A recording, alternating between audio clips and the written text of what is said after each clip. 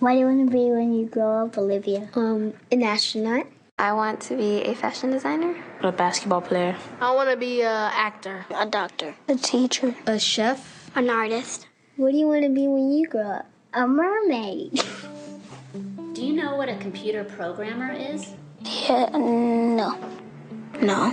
No. I think it's something that has codes and is able to decode a mystery. I think that they... Wait, what? Computer programmer? No. Nowadays, just about everything requires some form of programming. So, what is it? Programming is basically explaining to a computer what you want it to do for you.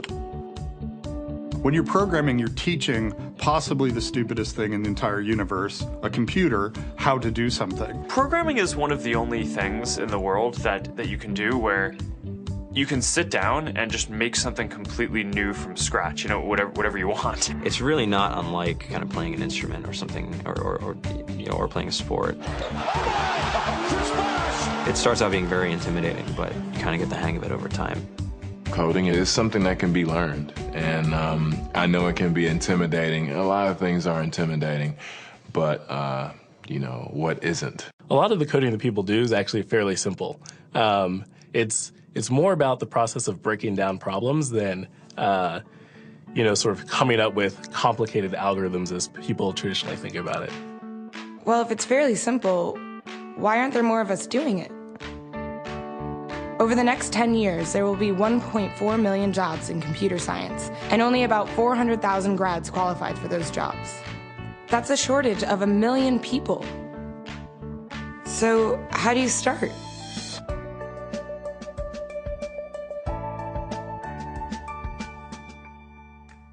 I was obsessed with maps when I was a kid, and cities specifically.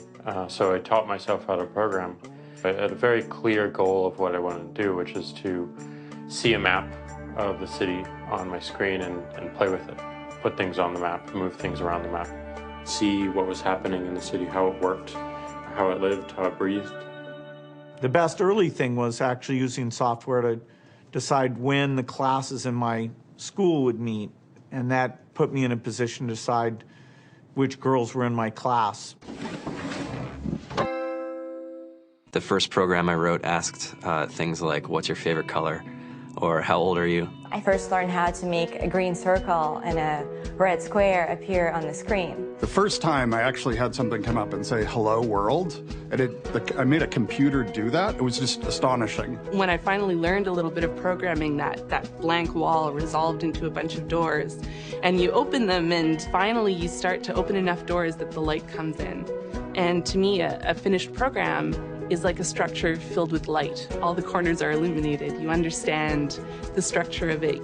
It's a really serene feeling to have completed that.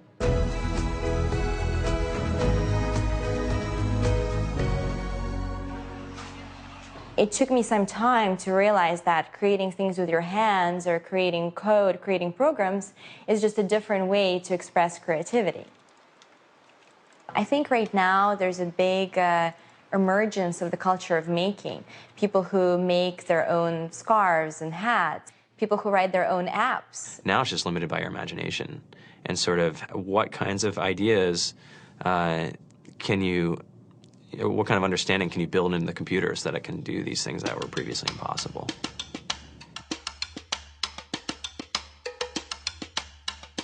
All great things are built in teams when you collaborate with other smart people.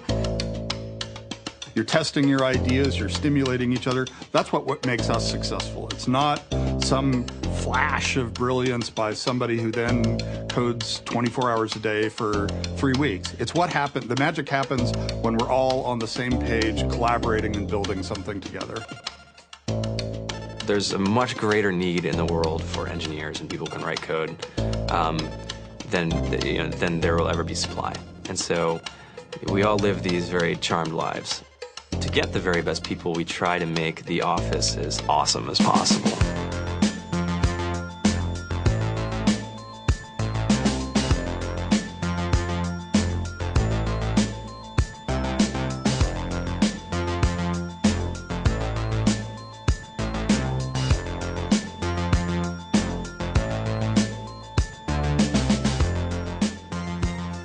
We have a fantastic chef, Free food, breakfast, lunch, and dinner.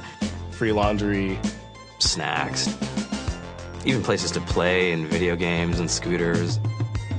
There's all these kind of interesting things around the office and places where people can play or relax or go to think or play music or be creative.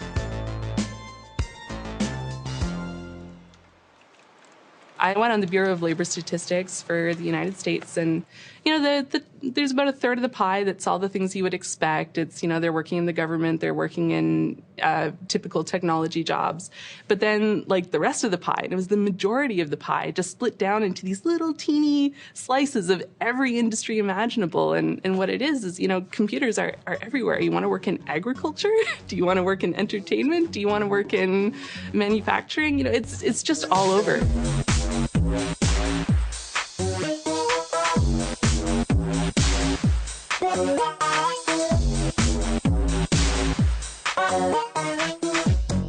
Here we are, 2013.